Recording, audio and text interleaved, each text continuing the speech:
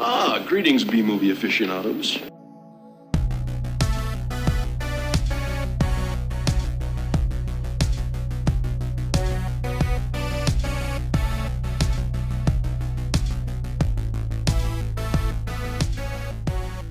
Hello, welcome to A Couple of Flicks. I'm Tristan. I'm Nick. And I'm Zach. Merry Christmas and happy holidays. Merry Yeah. Christmas. Woo. So we're gonna discuss 3 Christmas pictures tonight. But before we do that, is there anything you guys have watched recently that you'd like to talk about first? I saw a new Spider-Man. Yeah, me too. Ooh, you did? Oh, I haven't seen it. How was it? It was awesome. It's good. Yeah, I liked it. Fuck, I'm gonna see it this week sometime. Yeah. Cool. Yeah, it's great. Yeah, it was a good one. Shit. Looks Right. good. Sounds good. I just Yeah, binged all the other ones before that. yeah. It's a good idea. I watched the Tom Holland ones. I've seen the other ones. The Tobey Maguire ones I've seen a bunch, but Yeah. I don't even think I saw the Amazing Spider-Man 2. Yeah, it wasn't that good. Although I do like Andrew Garfield a lot, but I also like Toby. Like I like all the people who played Peter Parker. Honestly, like I think they've all done a good job, and I can't decide on a favorite because they're all too different from each other. So, but I liked Andrew Garfield in Amazing Spider-Man. Like I liked his style, but Tobey Maguire had the more memorable voice, so it's like, I don't know. Yeah. And then Tom Holland is just really good at emoting, and it's like, yeah, they're all good. Yeah, and he's age appropriate for the role. Yeah. Yeah. Yeah, no, it was good though. Okay. Hmm. Yeah, I'll see it this week, I think. Cool. That's pretty much all I saw. Bunch of Spider-Man. Yeah. Well, I did see something else. But we'll get to I'll talk about that when the time comes. So yeah, I guess we'll start talking about the Christmas movies that we chose. Oh, I saw Pig finally. Oh, you did? Yes. Oh yeah. Excellent. Yeah, I loved it. It was so good. Yeah. It was definitely a journey. That's for sure. Yeah. The plot line made it seem like such a B movie, but it was just really good. Yeah, good on all fronts. It's rare that I feel so close to Nicolas Cage. I mean, when you really feel invested in a character's journey and their experience and what they want to get accomplishing their goal and stuff like that. Like this movie it really kind of in a way made you sort of feel like a fly on the wall. It was interesting. Like I like that approach. It was cool, It's like a microscopic view of humanity or something like that. Nicolas Cage, of course, like just he got so into the character and Hell just the yeah. emotions and the experience of it and that feeling that loss, like, oh, it was really sad. It kind of reminded me a little bit of The Revenant, just a little bit. Like, I mean, not in the same way as that movie, but just similar, like emotional journey. Mhm. Yeah. He's a good actor. Yeah. Just chooses shitty movies all just picks up whatever's thrown at him. Yeah. He has worked with Scorsese though. I mean, He's won an Oscar. yeah. Yeah, Leaving Las Vegas. Jesus. You guys see that trailer for that new movie he's in about himself? Plays himself. Yeah. Yeah. Looks good. Yeah. I haven't watched it yet because I'm a little frustrated that now Nicolas Cage is gonna be in a movie where he plays himself, because like I actually sort of already had that idea. So one time at work I was zoning out and I got really into the topic of actors who overact in the best ways, and eventually we started talking about like a movie that would star John Travolta, Tom Cruise, and Nicolas Cage, and they would be going into space and be filmed in a spacecraft for the movie, and their egos get in the way of the production and everything starts going haywire and everything goes all wrong, like and like I was like envisioning this idea of like what would happen if like the first half of the movie would be like the three of the best overactors of all time, John Travolta, Nicolas Cage, and Tom Cruise on a spaceship in outer space, and something goes wrong because of how like ridiculous they are and into their egos they are, and that's like the first half of the movie, and then the second half of the movie, like their ship like goes off.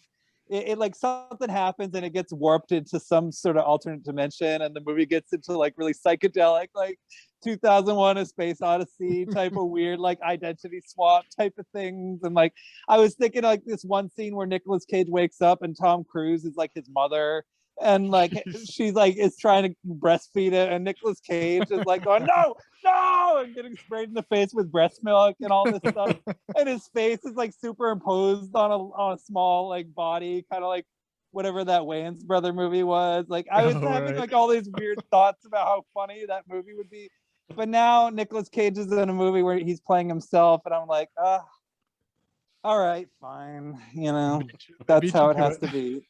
Yeah. I mean, it's my fault for not writing the damn thing, Like I could have written it, Yep.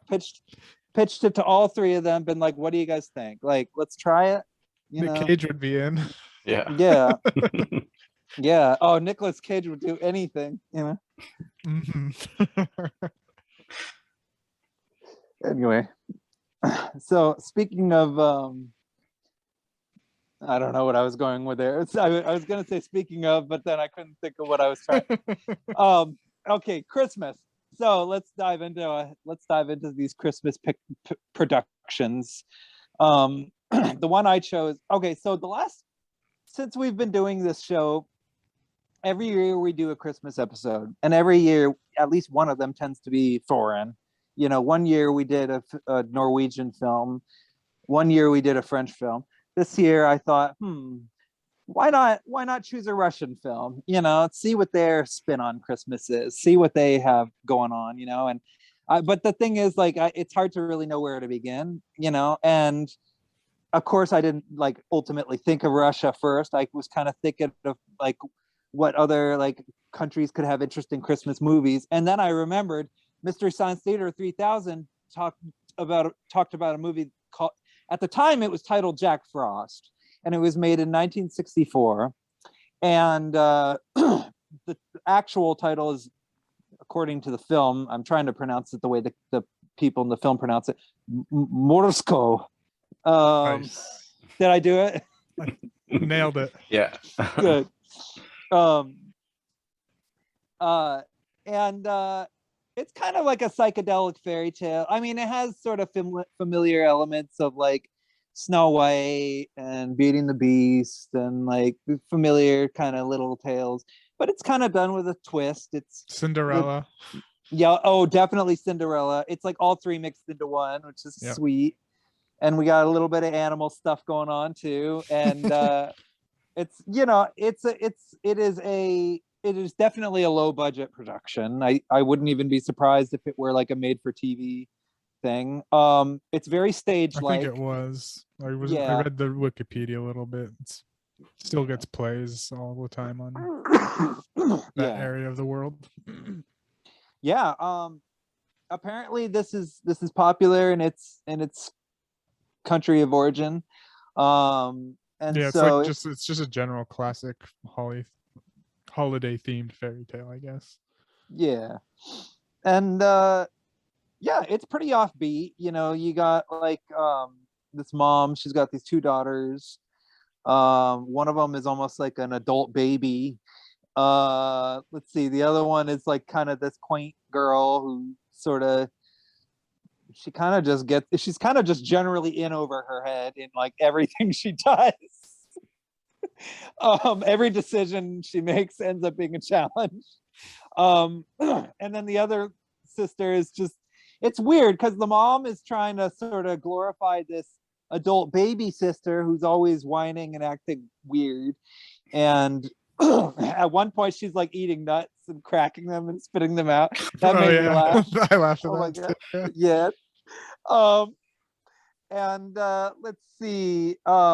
The mom is evil to the good daughter. Like she at one point forces her to knit like a sweater or something, and like do it like before midnight, or I don't know. I forget exactly what it was, but she like basically forces her to knit sweaters. It's really like evil shit. And meanwhile, there's this idiot bouncing around in the woods. I mean, the the first time you see him, he's getting mugged. And then he proceeds to, okay, so then he encounters some sort of prophecy in the form of a mushroom, like a bouncing mushroom dude. He's like an old guy. Well, when he got mugged too, he chucked some some mallets up in the air too. Yeah. Some Chekhov's fucking clubs. That was funny. I was like, what is he doing? I thought they were gonna come falling back on him in the same scene, but I don't know. Yeah, but they just vanished. It's like, they asked, like, where'd they go? Oh, they'll fall Yeah. down later next It's season. just like, yeah. So let's see. So he encounters a prophecy in the form of a bouncing mushroom man. He's like an old guy with a big beard with a high pitched voice. I watched the English dubbed version, by the way, that's on YouTube. Yeah, because that's the one that I was on Mystery Science Theater 3000. But the only thing is that in that version they cut out the musical numbers. Excuse me. And in this version, there are like, I think there's like 4 or 5 musical numbers in this picture, and all of them are in Russian. So I don't know what those songs are about, but they sounded kind of cool, you know. They're kind of flowery, you know. Let's see. So he encounters a mushroom. At some point he gets a prophecy telling him to not mistreat small, like little things. I forget what they were, but it's like these things to not do. And of course he proceeds to do all of that stuff. It's almost like, don't do this, something. It's like he didn't hear the don't part. Like this guy makes every mistake in the book and somehow manages to miracle it throughout the journey. At one point he, in front of this innocent girl, like the innocent daughter, he tries to sort of exert his sort of prowess by demonstrating in front of her how he can kill a bear, which of course she's like, no, don't do that. Like, it has cubs. You're gonna like leave her babies as orphans, but he doesn't give a fuck, of course. He's gonna do it anyway. And so then she like puts a bucket over his head.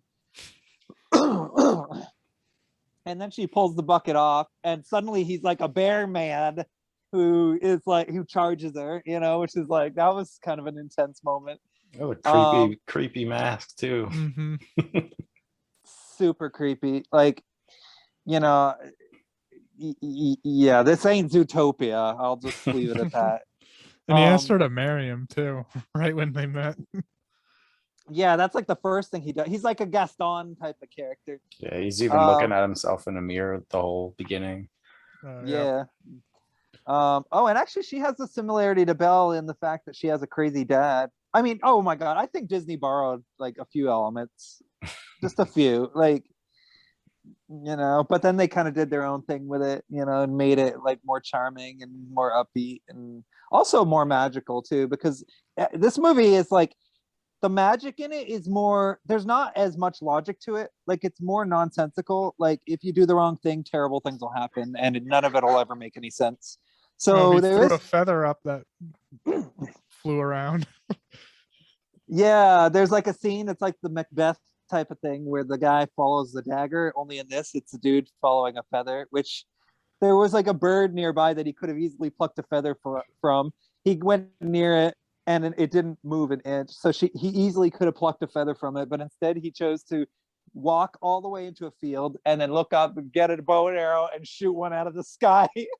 Animated birds too. Yeah. They're like drawings Yeah. of birds. Yep. And so it's dead, and all he does is pluck a feather out, and then he throws the feather in the air and he follows the feather. There's a really funny blue screen, or not, superimposition, like where the feather is like going through all these different landscapes. And I mean, it's a like real cheapy, sort of cutesy, offbeat type of movie, you know. But yeah, he turns into a man bear. He chases a bunch of children, begging them to let him do a good deed.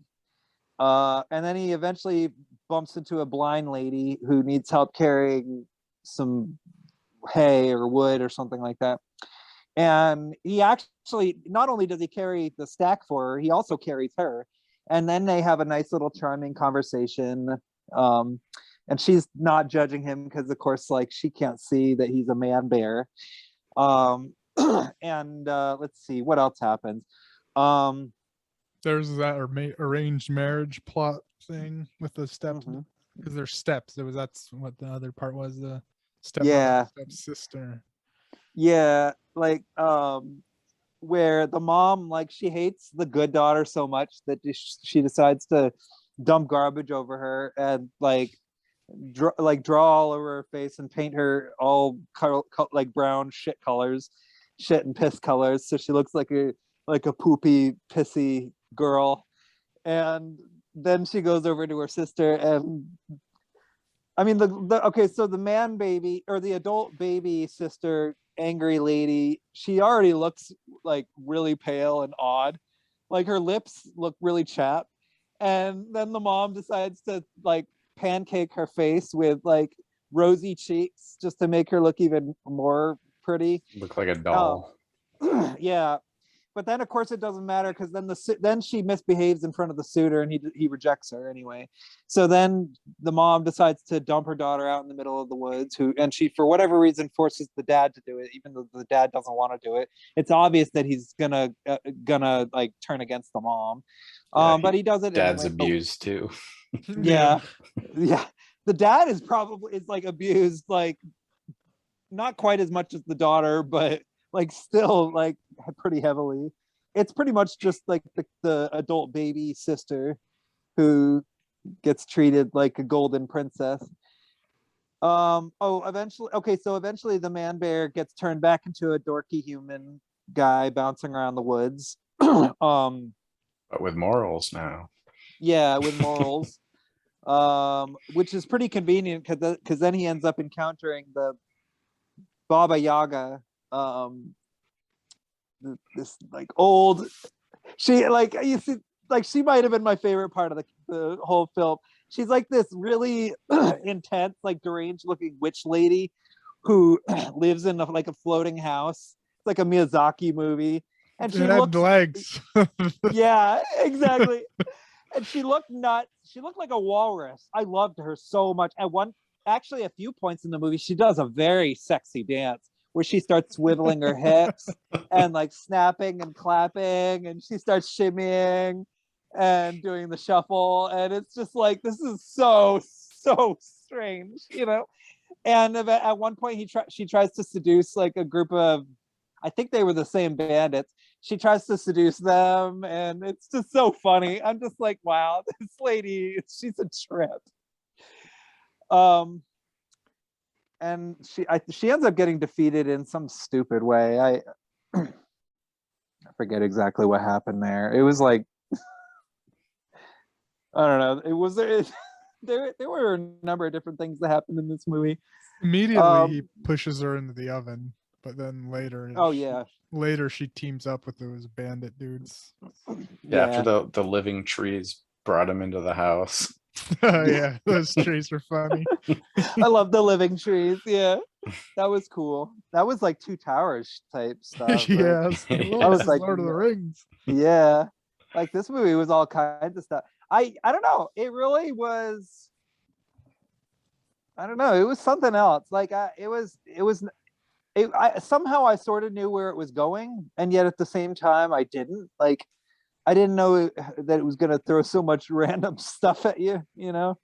Um, oh, and Jack Frost, like he eventually enters into the picture too. He's not really much of the plot. Like he ends up, I mean, he is important, but not that important. Like considering that the movie's called Jack Frost. Um, let's see. All I got is he put snow back into trees that fell off Yeah. of trees. Yeah, which was nice because by the time I watched this movie, I was in desperate need of real snow, and I got real snow, so that was nice. It was lovely to sort of see him show up and put snow everywhere. At one point, he like freezes a bird, gives it to the good daughter. He like breaks it off of a stem and hands it to her, which is like, oh, that's kind of morbid. Like he like froze a bird. Ultimately, it all Yeah. ends up. Yeah. What did he do with it? Because she denied wanting any help, even though she was freezing to death. And she's, oh, you're a good kid. Because I don't know. Oh, and then so he gave her like that big box of diamonds and shit. Yeah. And then the stepsister went out in the middle of to the same spot and was just munching down on food and shit like a pig. And Jack Frost shows up and he just, is like, oh, you're a bitch. Fuck you. Yeah. He ends up just waking her out. That's kind of just it. Like, I thought he was gonna freeze her for a second. that would have been funny. Yeah, she pretty much just shrieks, runs away. The mom fucks off. Eventually the guy the guy ends up not making a mistake eventually. Well, I mean, sort of haphazardly. Like you could tell he still hasn't really learned as much as he should, but at the same time, he's been humbled by having to experience life as a man bear enough that he's ready to move on into and put his childish ways behind and actually become a man. Like it's a coming of age story in which somebody decides to find direction. They finally set their priorities right. They put aside their greed, their disobedience, and finally actually start making positive decisions for themselves and for people around them. It's kind of the lesson. It's done in sort of a haphazard way, I suppose. The bandits come back at the end. Mm-hmm. Yeah. Yeah, they team up with the witch lady. Yeah. I don't know. They were attacking him and the good little daughter. Yeah. And then there's just a fight scene type thing. And out of nowhere, the club. Yeah. And then the clubs start falling from the sky. Yeah. Hitting them. That was funny. Oh, yeah. It was a perfect way to bring the story to a full circle. Like it begins and ends the same way. Kind of like Lost, actually. Like it's about, circular or circular plot structure, whatever the whole thing is. I mean, it's a tale as old as time. Fairy tales, ever after, people get married, and they live happily ever after. Yeah. The journey is fraught with danger, excitement, suspense, humor. I mean, I gotta admit, I laughed quite a bit at the sexy, seductress witch. Or when she was looking out into the forest, doing that. Right. It's great. This movie is full of wonder, magic, mystery. I mean, I don't know. To me, it was an exquisite Christmas movie. Although I gotta admit, like, I think I would probably enjoy the Riff Tracks version more. Yeah, I think so. I'm curious to hear it. But nonetheless, I enjoyed it on its own terms. Honestly, I was in the right mood. I really just needed like something that put me into some other universe altogether, and I got what I wanted with this one. Okay. Yeah, I don't know what I'd give it. Honestly, I can't decide. I'm divided between a 4 and a 5. I really love this one, honestly. Damn. I really loved it. Like, and I mean, Wizard of Oz, rewatching it today, like the movie's been restored so many times, and like to its original sort of look, that like you look at it now on a high def TV, and you can sort of start to see the seams, and you can sort of see the hokiness of the sets. You can see the shadows on things that are actually painted, things like that. There is like with time, there is an artificiality of the Wizard of Oz that does tend to kind of develop. However, that movie works because it's such an escapist sort of piece where you watch it and it's just crazy nonsense that you can just enjoy for 2 hours and not think about real life. For me, this movie is kind of the same thing. I mean, it's definitely a slower film. It's a more eccentric film. I don't think it would be for all tastes. It's kind of slow. Not a whole lot happens in it. It's pretty much just about a guy making a lot of stupid decisions and then eventually learning a lesson and moving on, and that's kind of it. Like, but whatever. I still enjoyed it. So, but you guys are welcome to trash it now if you'd like, because I can understand if this isn't quite in line with the type of stuff we usually watch. I just kind of found it a little boring, but Yeah. I love the set pieces and costumes and stuff. I give it a 2.5. Yeah. Nice. Yeah, I found it real boring as well. That was the main downfall for it. Yeah. So I'd give it like a 2.5. Yeah, or no, not 2.5. 2. Yeah. Oh, you know what this movie kind of reminded me of? What was it? X-rated Alice in Wonderland from the 70s. X-rated musical comedy. Alice in Wonderland. Like, if you ever see that one's really, really funky and strange and goofy and all over the place. But I actually enjoyed that one quite a bit.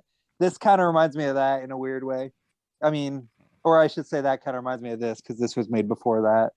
Like, I can think of a few movies this kind of reminded me of, actually. So. I think I would enjoy it a lot more on a second viewing. Maybe if they put out a higher def version as well. Yeah. I agree. This movie is in desperate need of a restoration. The colors, even, I mean, I was trying to compare them, and I don't know, they all look pretty desaturated, which I know like that had to have been like maybe it aged, like the film aged or whatever, or maybe the copy they had aged. I don't know. I feel like this film could really do with a restoration though, for sure. So yeah. All right. So that brings us to your choice, Zach.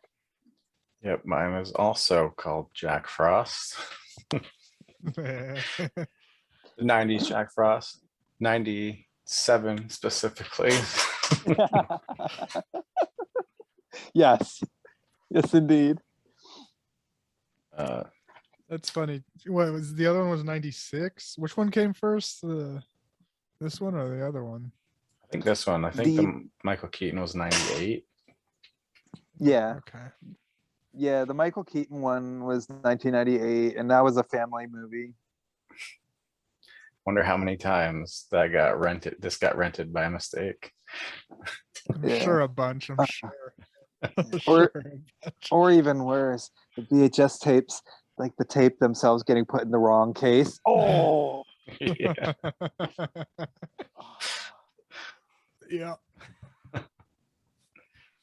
Yeah, that would be the worst. It's like the little kids like expecting to see Michael Keaton singing on a stage, going, "Have a holy jolly Christmas," and then instead they get like this deranged psychopath like murdering people in these funkadelic ways. Like,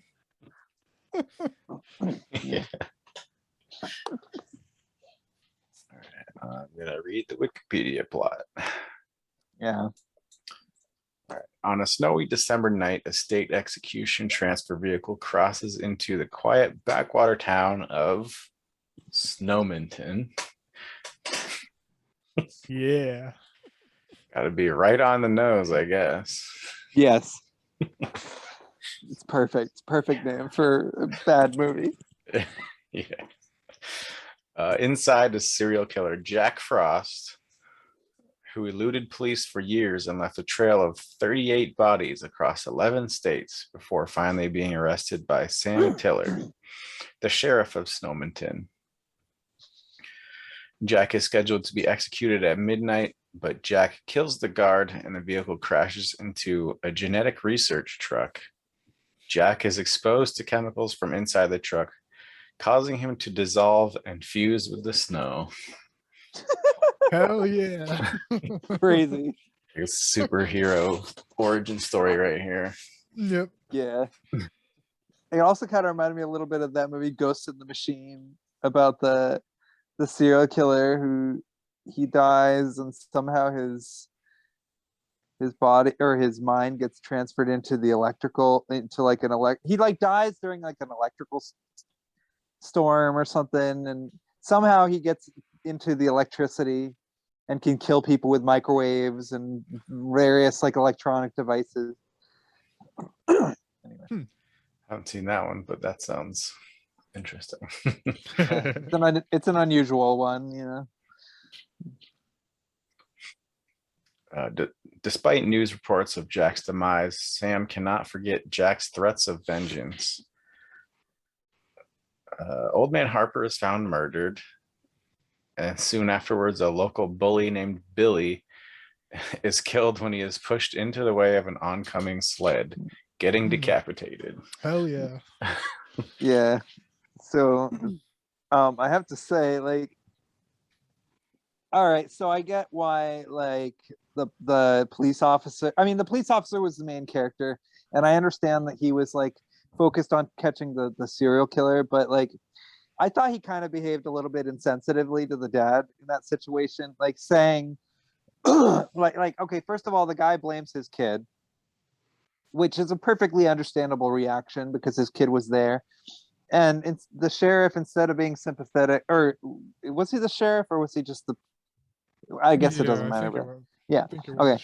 The sheriff, like instead of being sympathetic, which would have made sense because it was his kid, he instead says, listen, I'll talk to you about this later. I'll talk to you about it tomorrow or whatever he said. Like he just like, he kind of just poo-poos it like a little bit, and the guy, and he just kind of shrugs it off. And it kind of made me hate his character. Like, I mean, I kind of found all the characters in this to be really intolerable. Like, I kind of just wanted everybody to die. Like, yeah. But you know, you have to root for somebody. It's like rooting for the snowman, really. Yeah, kill everyone in town. Yeah, yeah. Get some cool deaths. Just want to see him. I don't like any of these people. Yep. Yeah. You got the one death. The one death I didn't really understand was the axe death, where like he killed him with an axe, but he didn't kill him with the actual like axe. Like he didn't kill him with the actual axe. He killed him with the with the handle of the axe, which is sort of like, I just didn't really understand that. Like I was just kind of confused a bit. Like, yeah, it was like, did it go through his head or was it supposed to be down his throat? I thought it was. I thought it was down his throat, but because he was like laying on the ground flat. Yeah, and it's just like straight up. Yeah. Okay, yeah. I guess. No idea. It kind of reminded me of that stupid movie Boogeyman, where there was that stupid dumb death scene where the girl or the guy gets skewered with scissors, and the scissors like go through the back of his head and are like the front of them come out of his mouth, right? And then his girlfriend, something happens, she trips and falls on his mouth and dies, and even though the blades were like hardly even out of his mouth at all, and somehow the scissors like skewered through her head. Like that's stupid. That's bullshit. Like I hated that so much when I saw that movie. That was, I mean, that movie already sucked to begin with, but when that happened, I was like, okay, like is she dead? Yeah, I don't think I've seen that one. Yeah, it's not Nope. good. The Boogeyman. It's the Uli Lommel, the early 1980, I think it was, Boogeyman, I think it's called. Yeah, I mean, I'll check it out at some point, but you might already have it. Who knows? I yeah, I mean, might. it's pretty out there and available. Like it's easy to find. So According to Sam's son, Ryan, a snowman caused Billy's death. Billy's parents, Jake and Sally, are then later murdered by the same snowman. So that was the axe. And then the wife got killed being strangled by the Christmas lights.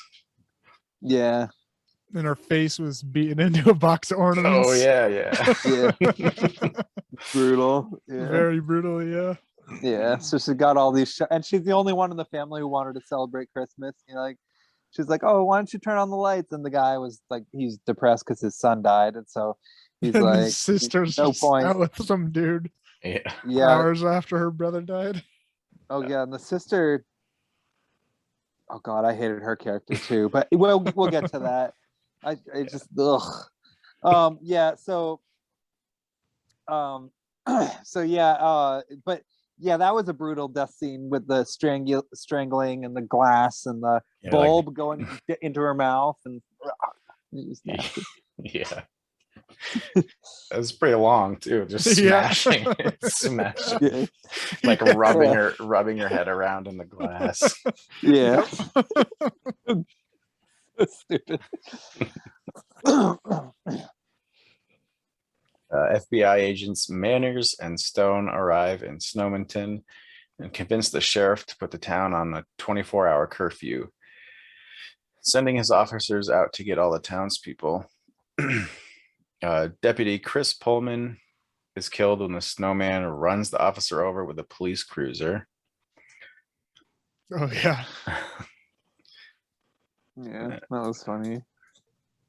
And then Billy's older sister Jill, played by Shannon Elizabeth, and her boyfriend Tommy sneak into the sheriff's home to steal his wine and have sex as revenge for her brother's death. That's why. Which is like, I why get- would? I mean, why would? That's creepy. That's weird behavior. Like, why would you go back into the house where your little brother died, to have sex with your boyfriend and get drunk? Like that's the same day that happens. Like literally the same day that happened, where your brother was murdered with a sled. Like, oh, like what the hell? You know, Yeah. like, and even her boyfriend has like, it thinks it's weird. Like, but he does it anyway because he just wants to get laid. So it's like, whatever. Yeah. Yeah. But anyway, what were you about to say? I was just gonna continue reading that. Oh yeah. The snowman kills Tommy. Where he like shot out icicles, like he's fucking Yeah. Spider-Man with icicles. He skewers him through the chest and through the cranium, and you Yeah. can see some little bits of brain bubbling out the back. Pretty, Yeah, I think that. pretty juicy. And then pretends to be bathwater to lure in Jill, solidifying around her and proceeding to rape and physically assault her, resulting in her death.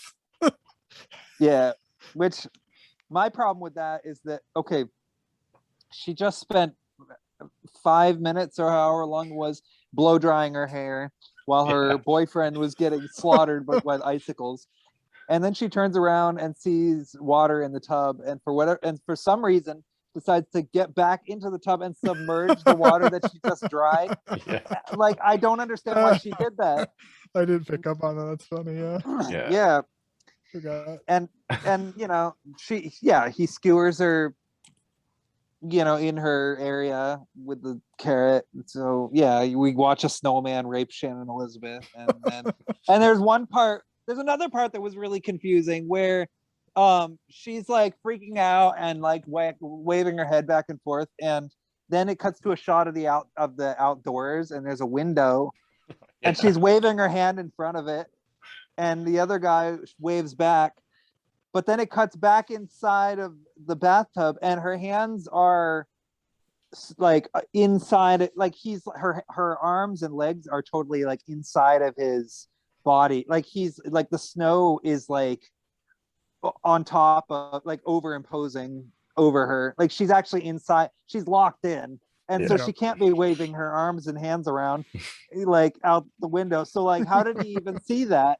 Like that was confusing. Like I just didn't understand what was going on. And then she dies, and then he says a joke. He's like smoking a cigarette. What does he say? Like, I'll visit you on our honeymoon or something. I don't remember. Or I'll write you on our honeymoon. Like, yeah. Something stupid. Yeah. And there was that. I was gonna say there was that funny. They undressed in the kitchen and forever. 'Cause they had so many layers. It was like a 5-minute scene of them stripping off their layers. Yeah. That was, which by the way, like, is now the time to comment on the scenery, or should we wait to the end? You can comment on it. Yeah, that was fine. Okay, so apparently this film was filmed during a drought, and the temperature was actually like pretty high. Yeah, I did notice like at one scene he tripped over some fake snow that was like just like a carpet type fake snow, like the sheriff.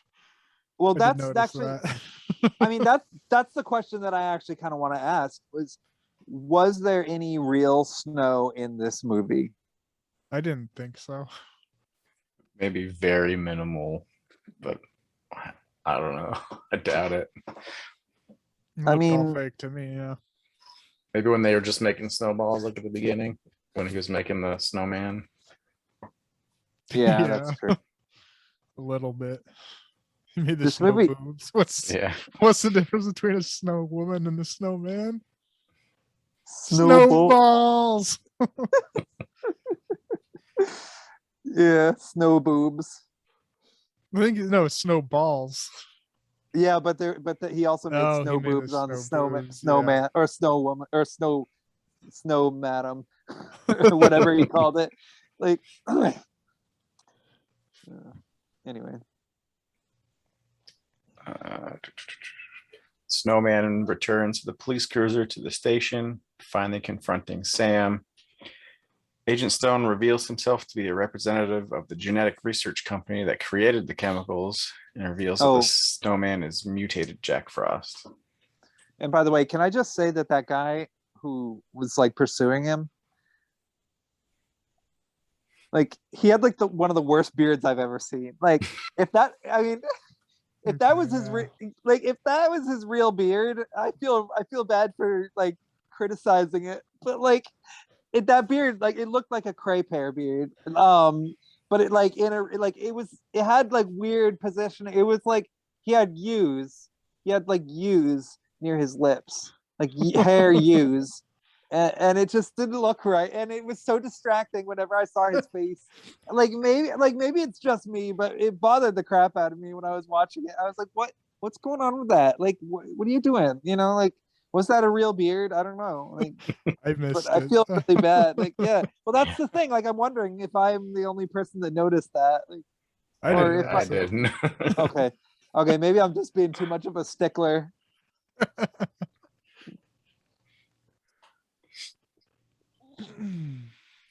He also reveals that the human soul exists as a chemical, and that the acid was going to be used to contain DNA in case of a nuclear holocaust.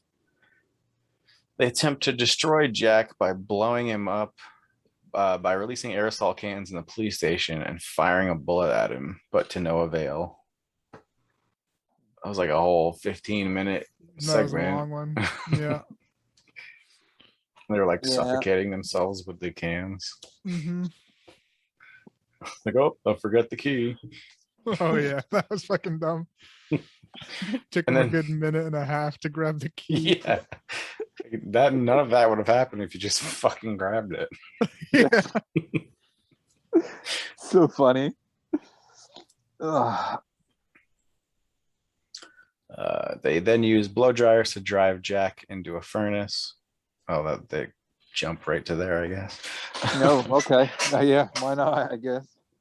Because it did, he had like 3 deaths. Yeah, That's because because that explosion made him all messed up looking too. yeah, he's like Head was Yeah. on the side of his. Picasso made a Picasso joke, Yeah. Yeah. and then came back as a giant snowball, just plowing through the door. Oh, that was cool. I Mhm. like that scene where he had the big teeth. I was into that. I wanted to see more of that. You see, that was cool. Like, why this film could have had more of that sort of thing where you got the giant monster teeth ripping people to shreds and stuff. Like, because I got tired of the icicles and this goofy like death scene. Like, it was kind of like, all right, I've already watched Friday the 13th. Like, I kind of want to see some like more gnarly type stuff, and so I like that part. It was like, ooh. Yeah, I was waiting for him to rip someone's head off. Yeah, that would have been awesome. I was waiting for a scene that did happen. Hmm. Because it's the next. I think it'll probably say it next anyway. Because it is established that he can melt and then reform. I thought Yeah. I thought it was gonna happen with what's her face, Shannon Elizabeth, when she was in the bathtub. That he would just explode out of her. Like, Oh, but yeah. it doesn't. It happens with that science dude though. Yeah. He's like walking all funny and his face is all messed up and he's like, oh fuck this, and then just Yeah. starts like the science guy just starts vomiting out snow, and then Yeah. he doesn't literally explode out of him, but But he like barfs out pretty like close. yeah, he barfs out a carrot or something. Like it was like that scene in The Stuff where that one character like is like trying to tell the main character like what's going on, and suddenly he starts like going like and foaming at the mouth, and his neck starts bulging, and then his head breaks off, and all that weird stuff happens, and the alien monster white goose stuff crawls out of his body and attacks the characters like it does like a dozen times in that movie. Yeah. Yeah, it was like that kind of death scene, except instead of all that, he like barfs out a carrot, which then Yeah. reforms into a monster snowman.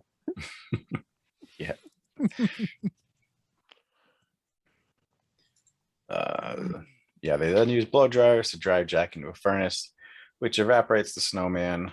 Jack condenses, killing Stone and wounding Manners. Jack traps Sam and Ryan within his car, but Sam escapes by inadvertently throwing the oatmeal that Ryan made at him, burning the snowman's head. Yeah. Ryan put antifreeze in the oatmeal, believing it could help keep his father from getting cold. Right. Which that was funny. I did laugh at that. Yeah. But what if he did eat that? I know that was my first thought, is like his son could have killed him if he was Yeah. stupid enough to actually eat what his son made. He was going to. He threw him away too. He's like, I'm not eating this. And then he was like, I feel bad. Oh. And picked it out of the Yeah. trash. And then his guilt would have killed him. Mhm. Like, Yeah. that would have been really sad, honestly. Wonder what them gingerbread cookies he was making was Oh, had in God, it. right? Oh, I no. know. Oh yeah, antifreeze. Probably. Sam tells his friend Paul Davro to fill the bed of his truck with antifreeze. Jack chases Sam through the halls of a church and finally catches him driving an icicle into his chest and almost killing him. The truck full of antifreeze arrives just in time, however, and Jack and Sam crash through a window and into the truck's bed. Jack Frost melts in the antifreeze, and the antifreeze is poured back into the containers. Oh, but before that happens, the son, for whatever reason, gets attacked by an arm. Yeah, just Oh right. Yeah. wraps around Just him. a random arm yeah. lying down. And so then the son has to gets thrown into the antifreeze. Yeah, it looks like they're just dunking the kid in. Yeah. He looks so It's hysterical. surprised. Yeah. He's getting baptized in antifreeze. And then the snowman melts and the father and son embrace and take way too long getting out of the antifreeze, which is not good for the skin, Yeah, and then honestly. he kisses his wife with antifreeze all over him. Yeah, like these people are idiots. They're idiots. Unless he wanted revenge for his kid for putting antifreeze in oatmeal. So he just started dunking him in. Yeah. But yeah, you were about to talk about the ending. Oh yeah, Jack Frost melts in the antifreeze, and the antifreeze is poured back into the containers and buried deep under the ground of Snowminton. Sam's wife, Anne, realizes that the state police are on the way. When Paul asks Sam what they're going to tell them, Sam says, "We'll tell them that it's too late." However, one of the containers is shown to be bubbling, revealing Jack is still alive. Yep. Yep. They And wanted to make a franchise out of it. there Yep, was a and- sequel. Yes, indeed. Yes. Jack Frost 2: Revenge of the Mutant Killer Snowman. Which they only added because they started to realize that people could have gotten the sequel confused as being a sequel to the Michael Keaton Jack Frost, because the cover of Jack Frost 2 has a snowman on it that looks kind of like the snowman looks a little bit like the snowman in Jack Frost because it has like a round head and like button eyes and all that stuff. Like it looks like, Like all sort of- snowmen. yeah, exactly. And so like there was some concern that people were going to think the sequel to Jack Frost was a sequel to the Michael Keaton movie. That they weren't concerned the first time. Because these had to be in production at Yeah. least on the like going around at the same time if they came out so close to each other. Yeah, Yeah. Surprised they were even allowed to name it the same and shit. yeah. Well, I actually decided to rewatch the Michael Keaton Jack Frost movie just for fun. Like, so I rewatched it after I watched this. Like, and I mean, it's also like kind of a terrible, shitty movie. but I will give it credit for one thing though. I would say that it is a scarier movie than the 1997 Jack Frost movie. But having said that, the 1997 Jack Frost movie is a funnier movie than the 1998 Jack Frost family comedy. Family comedy, like, it's just interesting that I found that the 1998 film to be more terrifying on an emotional level than this movie. Like, and I just kind of wonder, misplaced values much. Like, I don't know. Didn't that Jack Frost, didn't he have stick arms? Yes, I think that's that would one have been difference. that would have been so much better in this if he had stick arms. Yeah. Yes, agreed. Because like the snowman in this movie was like, Oven had, mitts. yeah, White oven mitts. Yeah. it kind of looked like the Stay Puft Marshmallow Man. Like, although then again, so did the Michael Keaton Snowman. Actually, now that I think about it. Oh, and that movie has snow boobs in it too, Of course. and it has snowball jokes. Like it, Joseph Cross wanders around looking confused. I mean, the whole movie is pretty much about a kid like his father dies in a freak accident that takes place off screen, and then he comes back as a snowman, and then the kid proceeds to have to re-experience watching his father die again. Only in this case, he melts as a snowman, and it's like, it's really sad. Honestly, I don't like it. Like, Yeah. I gotta rewatch that one. yeah. We used to have it on VHS at my parents. I don't remember much about it. Yeah. I remember like The only thing I remember is like a snowball fight scene, and he like turned his stick arms into like machine gun hands. Yeah, yeah, to fight the bullies. Yeah. Yeah. And then then the head bully eventually does the right thing later on in the movie and helps the kid try to save his dad, even though it's meaningless because he ends up melting anyway. Spoiler alert for Jack Frost. Yeah. I mean, it's a really sad movie. Like, and like also Michael Keaton. But okay, I still have the audio cassette tape of Jack Frost soundtrack with the sticker on the front of it that says featuring music by Michael Keaton. I still have that on a cassette tape, and I was trying to find it, and I couldn't find it, but I know I have it somewhere because I've seen it somewhere in my house. But everything's a mess right now, and I couldn't find it anywhere. So I was gonna grab it to show it off, but oh well, you know. But it also has, it has a bunch of different music in it. It has Hanson. It has the Dixie Chicks. It has like, it's a funky soundtrack. So I think I may have talked about it before. I don't know. That's But where, anyway, Jack back Frost. to back to this movie. Yeah. So anyway, so let's elaborate. Let's share our thoughts and feelings. I thought it was pretty fun. Cool Yeah. kills. Well, some. Yeah. Yeah. Gave it a 3. Yeah. Okay. Yeah, I liked it was campy but self-aware as well, so it was fine. Yeah. Fun. I don't know, like leprechaun-y, Chucky type horror. Yeah. I'd give it a middle of the road, 2.5, I guess. Fine. Yeah. It's kind of a mixed bag from me. I mean, there's things about it I like. Like I like the rustic feel. I like the sort of cheapness of it, like the dirty cheapness of it.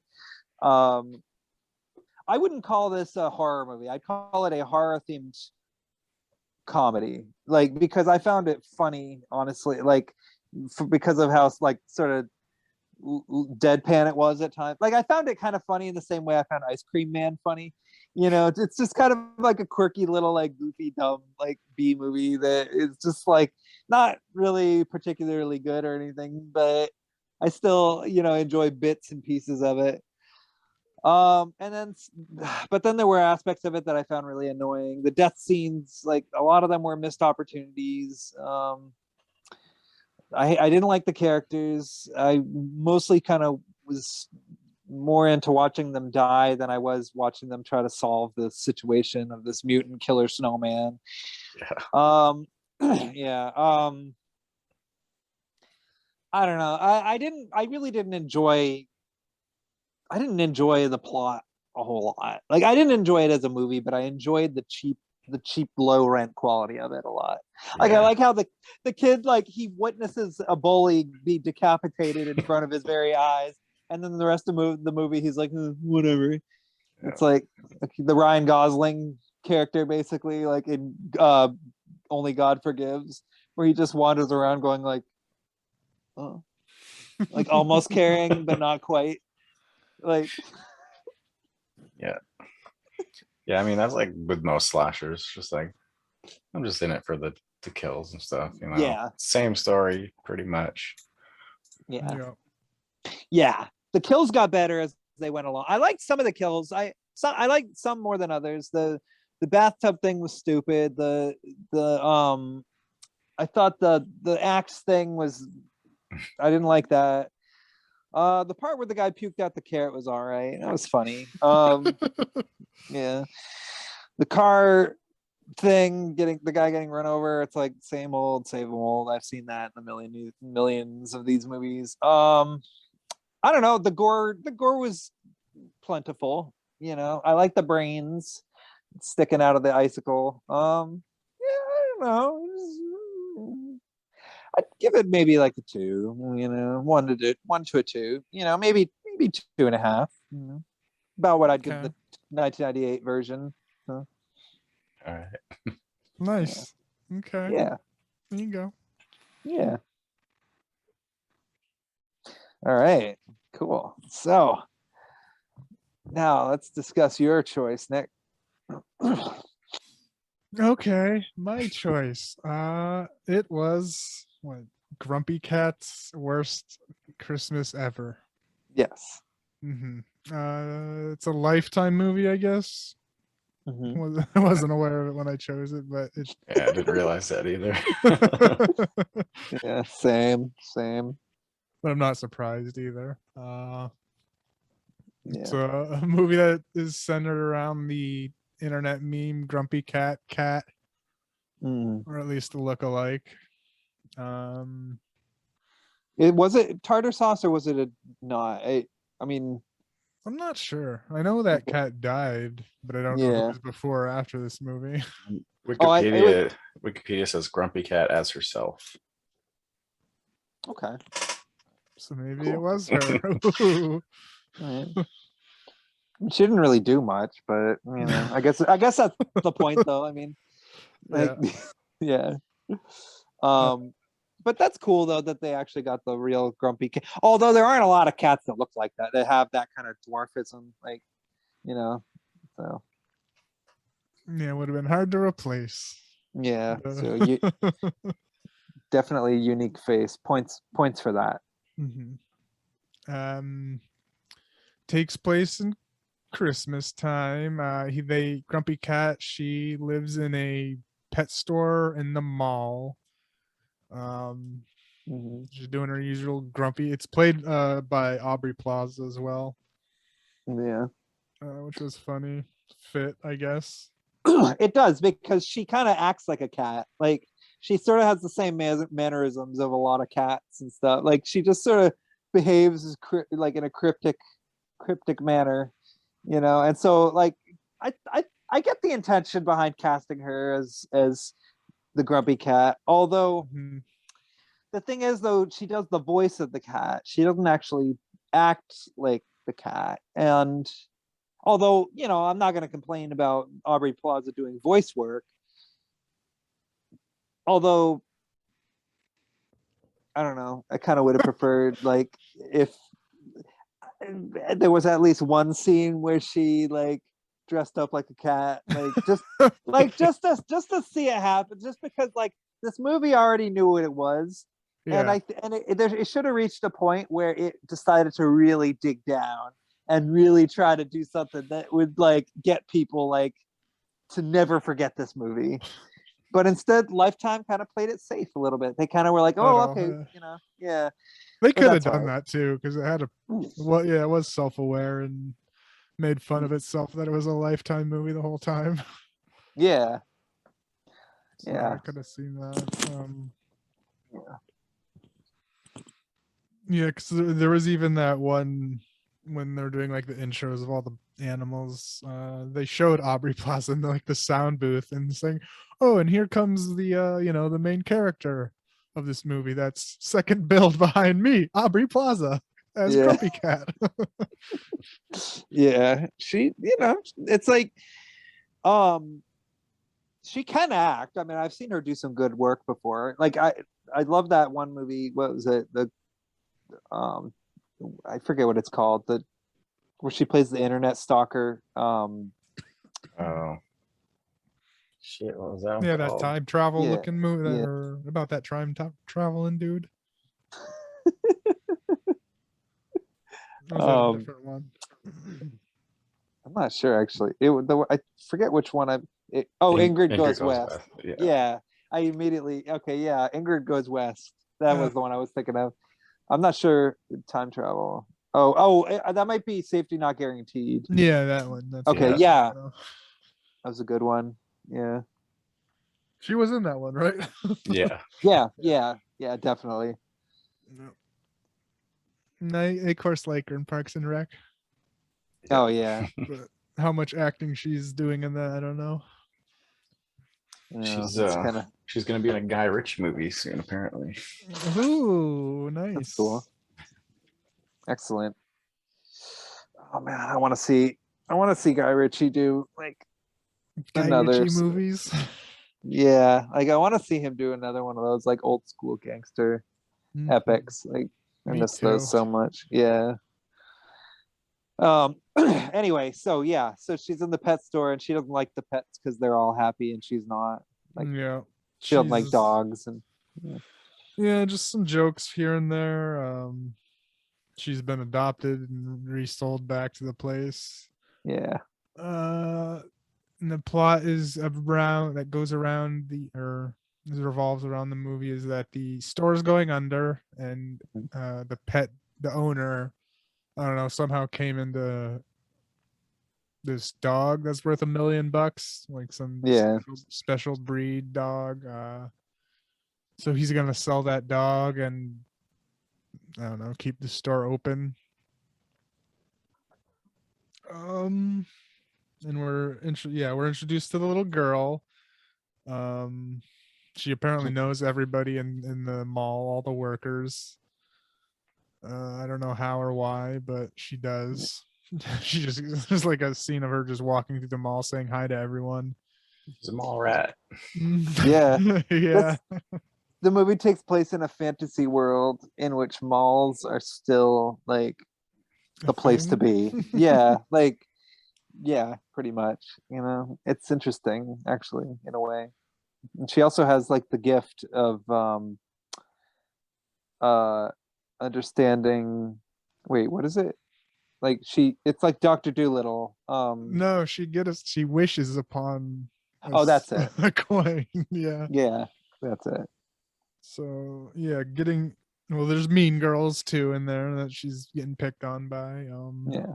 Yeah. And then there's the B storyline of her mom and some elf having a Christmas party, and Grumpy Cat even says, like, pops them and says, "This is the B storyline. No one cares. I'm not in it." Blah Oh blah yeah. blah. Fuck off. Yeah. They're like having a conversation and yeah. Yeah.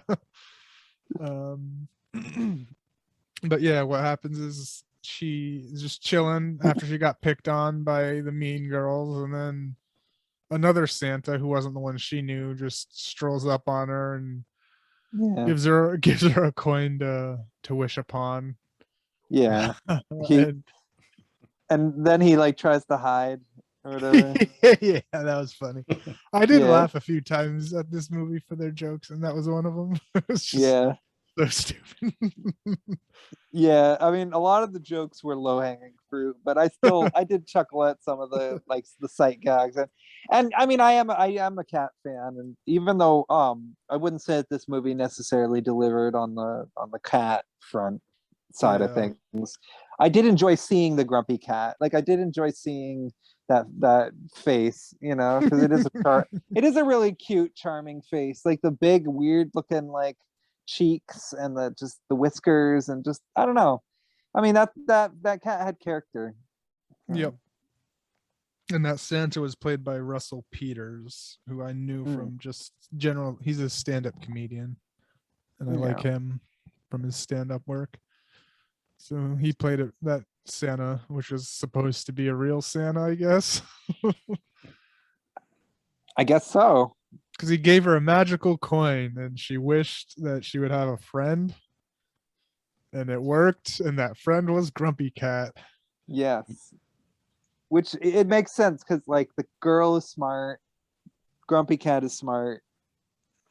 You know, so they do make a good pair ultimately. Yeah. At first, I thought she could hear all the animals because she was like reacting to him. I thought. Yeah, that's what I thought too. Well, then it just turned out just to be a Grumpy Cat that she could hear and understand and talk to. Yeah. So. Oh yeah, and then there's act breaks also, just commercial breaks, obviously. Yeah. Because it goes to like the blank slate, and then Grumpy Cat also when it comes back every time, Grumpy Cat does a little recap of what we just saw. Yeah. It was so dumb, and Yeah. there was a lot of time filler in this movie. Well, that's the thing. I mean, the movie sort of felt almost like a what do you call it? Like a YouTube video extended to feature length. Like it had like maybe about 45 minutes worth of plot of like, Home Alone type hijinks I wish there was involving a more of cat. that. Yeah, That's what I thought like they might try for, I but it think it would wasn't have too much. I think it would have made sense to sort of focus more on that rather than dwell so much on the fact that it's a grumpy cat movie. Like it's like, They got to sell the merch. yeah, exactly. Which is like, you know, I don't always like when movies do that kind of thing. Like one of the problems I had with that Cat in the Hat movie with Mike Myers. Well, I mean, I had a lot of problems with that movie, but but one of the biggest problems I had with it was how it kind of became like a cynical exercise. Like it sort of became less about the fantastical like world of Dr. Seuss and more about like, oh, it's a Cat in the Hat movie. This is crazy, and it's like constantly like reminding you that it's like Universal, constantly reminding you that it's like Mike Myers, constantly reminding you that it's like Dr. Seuss. And it's like, okay, that's kind of tiresome. Like I kind of just want to like not think about all that stuff. I don't want to Yeah. necessarily think about. And so the parts of this movie I enjoyed actually the most were, yeah, like you say, were the Home Alone type of stuff things where they're like there was those two musicians, which I actually found them really quite funny. Yeah. They were Yeah, funny. Yeah, I liked them. yeah. I mean, it was definitely dorky, like a Lifetime movie, but it was funny to like watch their banter, and I could sort of, I mean, I didn't like them as characters, but at the same time, I enjoyed them. I enjoyed watching them. I wanted the movie to kind of be about them in a way, but it was following the girl who I still cared about because it's like obviously she wants a friend, she talks to a cat. It's like you gotta accomplish something throughout the course of this movie. So Yep. yeah. Anyway, Okay, so she leaves. Yeah, she's at the party. She leaves the party to go hang out with Grumpy Cat. yeah, She's, I don't know, stole a key from I don't know, her boss, just to chill with Grumpy Cat. And then the two rockers, they come back because they need money to get their band, I guess, started or whatever. They want to go on tour and get a tour bus.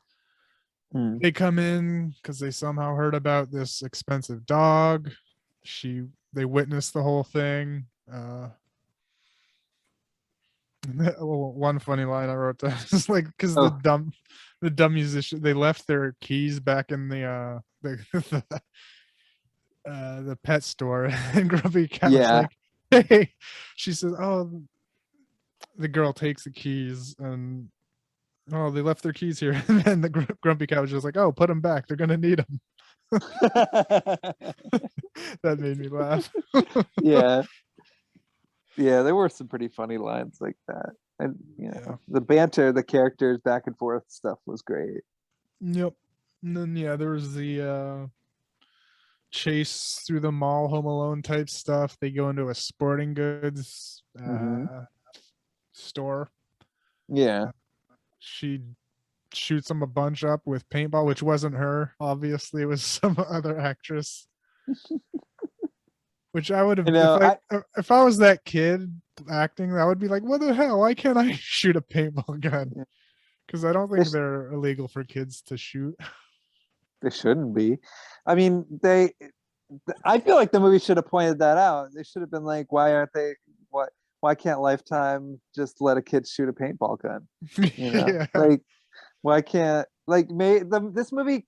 Grumpy Cat should have gone further. Grumpy Cat should have criticized everything, like every possible little thing, like even Lifetime and television, and the reason people even watch these movies in the first place, and the reason people watch Lifetime Christmas movies like Nine Lives of Christmas and stuff. Like, I think if they really wanted to sell the Grumpy Cat thing, they could have done it in a way that wouldn't necessarily be cynical, because it would still be in the spirit of Grumpy Cat, and it would be more like oh yeah, we still love the holiday, we still love all this stuff, but we've all had these thoughts here and there once in a while. Like, I'm sure plenty of people have been like, oh, I'm gonna watch a Lifetime movie, and it's probably gonna be dumb because it's a Lifetime movie, but I want to watch something dumb, so I'll watch it. Like, I feel like the movie should have had a little bit more fun with that, but that's all right. I mean, Yeah, it could have definitely gone other ways, but it was yeah, at the end of the day a Lifetime movie. yeah, chose to stay traditional. Yeah. Um.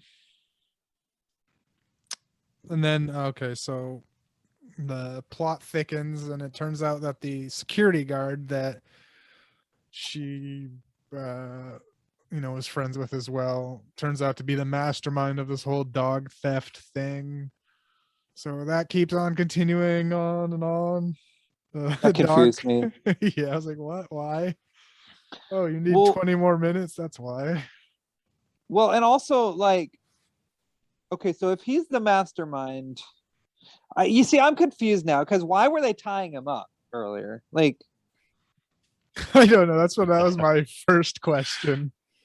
okay, that's a relief. Yeah, I don't know why. And I assume it's just to make it look like somebody Okay, came in and did it, but the way they did it, like because they did shoot shoot it like him being a buffoon and getting tied up, and them ripping all the shit out, like they were yeah, actually, doing the thing instead of just pretending. But I don't know. yeah, like, and like if he's the mastermind behind the whole thing, they would be privy to it, because otherwise, like, the whole thing would just go wrong. So like, it doesn't make sense for him to go along with getting kidnapped only for him to just like that. No, that's stupid. Or he could have been like, "Hey, I'm watching the monitors. You left your fucking keys. Yeah, like, Oh, Movie's over." yeah, it could've- yeah, I mean, the movie could have gone in a number of different avenues. A few times the movie actually sort of explores them and touches on them, though, in sort of like a little Wayne's World type of way. Kind of cute, kind of charming, kind of funny. yeah, like when they when they first break in, I was like, oh, why is this door unlocked anyway? And then the guys make a joke on, oh yeah, the door was unlocked because we need it to be, or this movie wouldn't go anywhere. Yeah, And then Grumpy Cat does that a bunch too throughout the movie. Just peppers them yeah, in. It's like, this is because it needs to be in here. yeah, being witty. Hee hee. Yep. I don't know. The dog runs off a bunch too while it's being under the capture of these guys. Oh yeah, the dog ends up kind of being the most problematic character in the whole movie, really. Yeah. Yeah. So they're escaping, and then they steal like just one of those show cars, and the girl and Grumpy Cat steal a show car, which this is one thing I thought they should have done, is have Grumpy Cat still drive the car. Yeah. But it seemed like it was gonna go that way, but no, it was just a fake out. And another one Yeah. that was fake. They had a couple of those where it was like, no, that was just Grumpy Cat's dream, of course. How can Yeah. you reach? Oh, she said, how can you reach the pedal? You can't even. And then Grumpy Cat was just like, oh, now that you said it, we can't do it. Yeah. Well, I mean, I think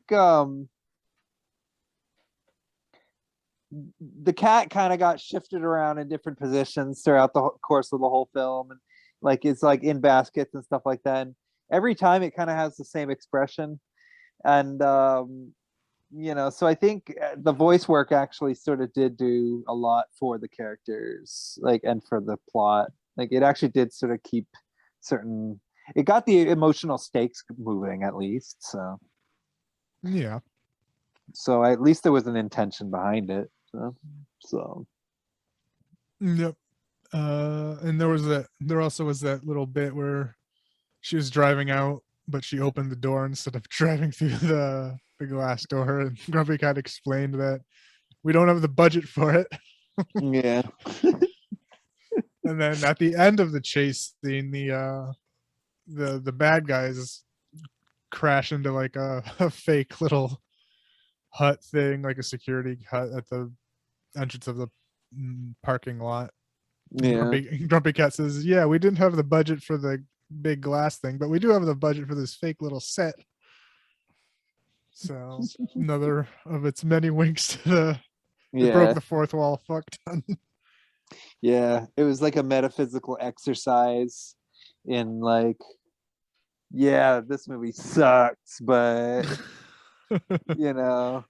fuck it, you're still watching it. Even at the beginning of the movie, Aubrey Plaza's like, it's a Grumpy Cat movie. Like, it's obviously not going to be good, but you're going to watch it anyway. Like, you know. Uh-huh. Many times throughout, they say that this is a shitty Yeah. Lifetime movie that you're watching anyway. Yeah. Yeah, there was like I don't know, the what's it, the owner, I guess, was crying or something maybe. And it was like, oh, don't get sappy or whatever. And Grumpy Cat was just like, oh wait, no, this is a Lifetime movie. Yeah, you can get sappy. Yeah. It was funny. Yeah. But yeah, it ends with that giant car chase. Well, not giant because it was stupid as fuck, but it ends in Yeah. a car chase scene. And It was a good enough car chase. yeah, you could tell it was real slow because they sped it up because the girl was just driving around in a circle around the guys. Yeah. Which, okay, I was confused by that because so she looked junior high age or middle She's school like age. 12 or 13, I think they said. Okay, so how did she learn to drive? Like, because she drove pretty competently. Like, I mean, they make a joke of it too. Like, oh, they 'cause she do. does, yeah. She like Oh, pulls okay. out and does that like handbrake fucking turn to block the entrance, and Grumpy Cat was like, "Oh, have you done this before?" Oh yeah, okay. That's funny. So, and she Yeah. was saying, she's even saying, "Oh, this is my first time driving and shit." So, Oh yeah. Well, okay, cool. who knows? She pulled. Well, that was a pretty solid first try. Yeah. Yeah. Yeah. And it ends with the girl getting Grumpy Cat for Christmas. Which is a beautiful ending. Hmm. And then Kevin McAllister's dad says, "You spent $967 on road service," which is actually not a lot of money when you consider the fact that he got lost in New York and could have died. I would say $967. Like, wow, like he was actually like that's like on the cheap side. Like he could have spent way more than that. Yeah. Oh well, anyway.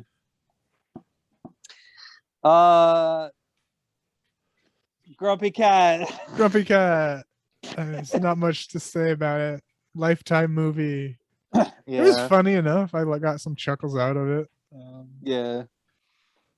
It knew what it was. It knew what it was doing. It was very self-aware. Aubrey Plaza was pretty funny. Yeah. The kid actor wasn't bad either. Yeah. All the acting really wasn't all that bad, actually. Now that I think of it, for a Lifetime movie. Right. But it definitely dragged on for longer than it should have. Could have Yeah. easily fitted into like 50 minutes.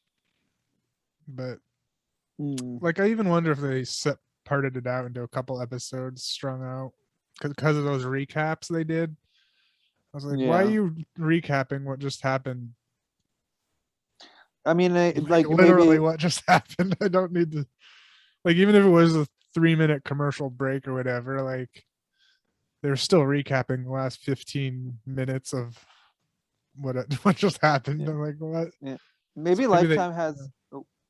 They're just like, maybe they strung it out over a week or something. I don't know how Yeah. the fucking it originally aired, but It's also possible that Lifetime they have fewer commercial breaks than a lot of shows, but their commercial breaks are extended, perhaps. Like maybe they're like more like 5 or 6 minute commercial breaks, but they parse them out over the course of like maybe 30, like 40-minute increments rather than the typical like 15 to 20 increments that a lot of channels do. Like maybe that was I why did- they did that. I don't did know. timestamp the first one. It was exactly 21 minutes in. So. Oh, okay. Well, then never mind. But the other ones, I don't know how long they were. But I was like, oh yeah, here's a Yeah. commercial for would have Okay. been. Yeah. Well, okay, Oh yeah, but I'd give it like 2 stars, I guess. all It's right, funny. Gave me some chuckles. that's good. Good. I mean, here's my problem is that like my one of my least favorite kind of movies is like talking baby movies and talking animal movie. Like I don't mind all of them.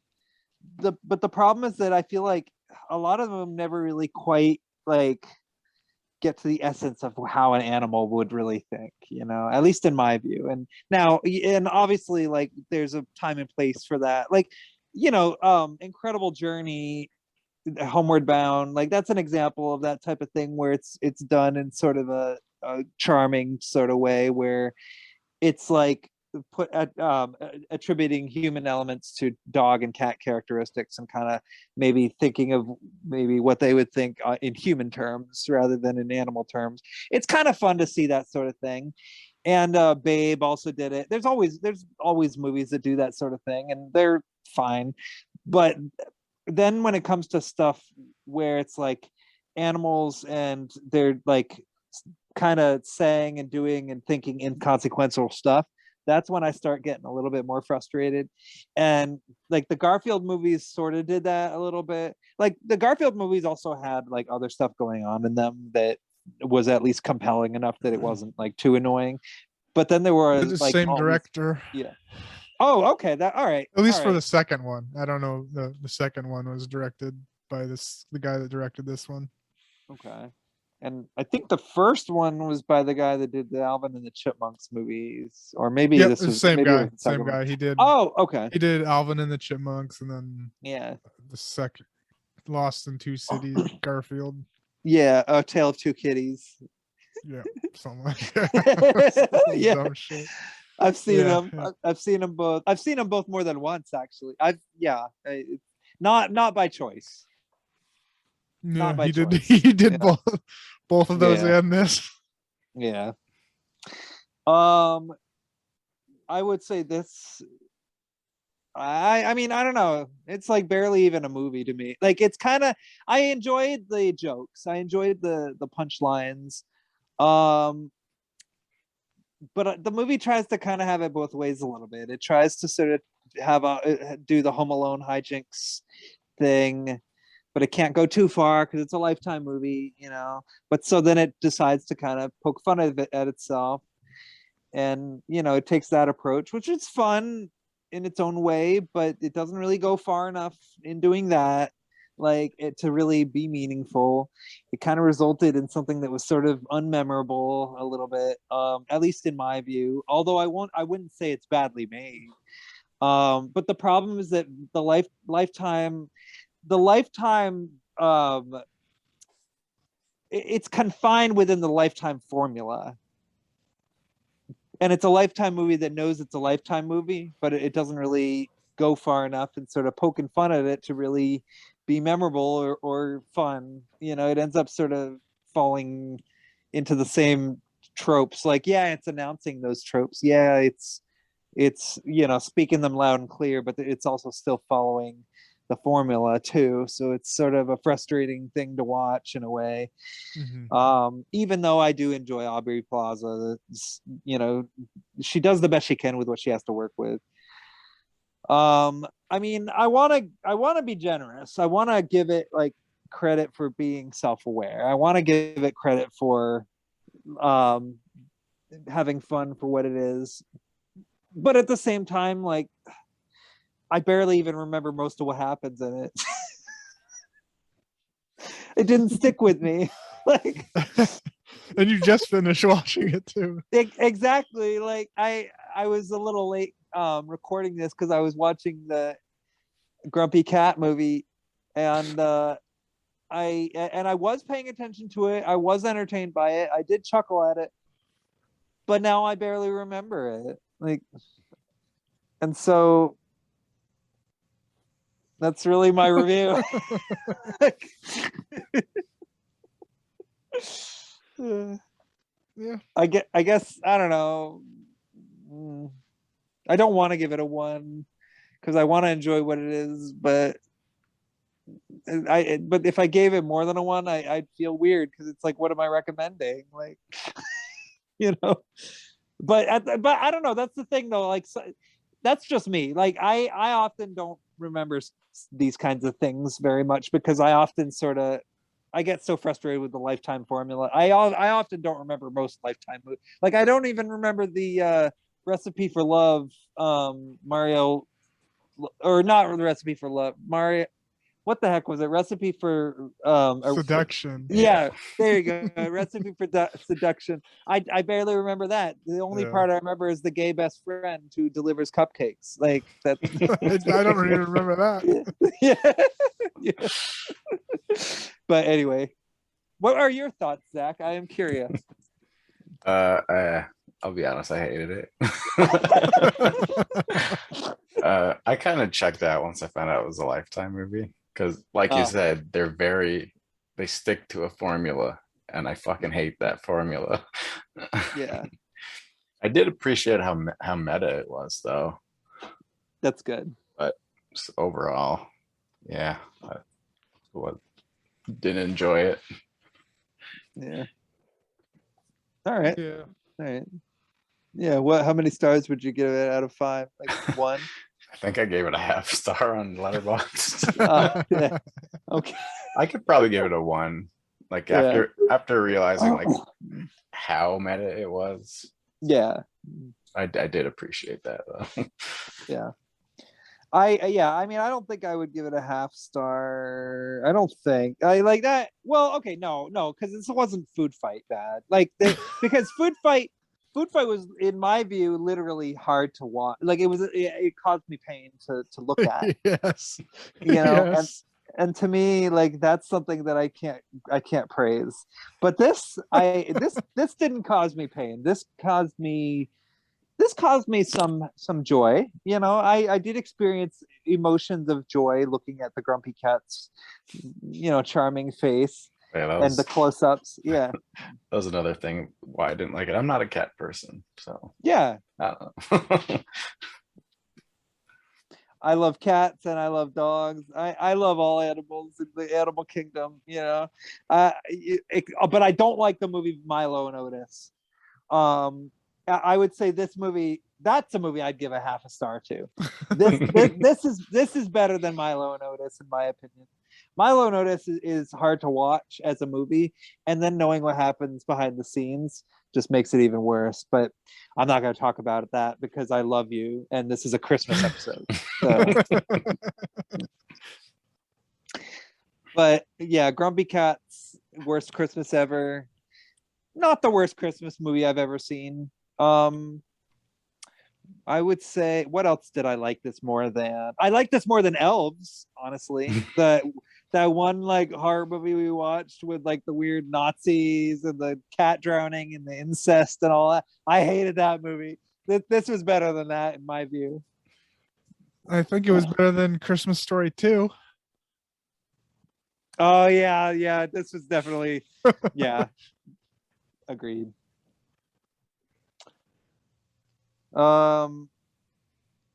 Yeah, although both movies were about a main character who wanted to get a car or wanted to drive a car, so they have that in common. So, yeah. All right. So I guess that concludes our episode. And with that, yeah, so yeah, I guess happy holidays, Merry Christmas, and love and peace. Yeah. Yeah, happy holidays. Yeah. Bye. See ya.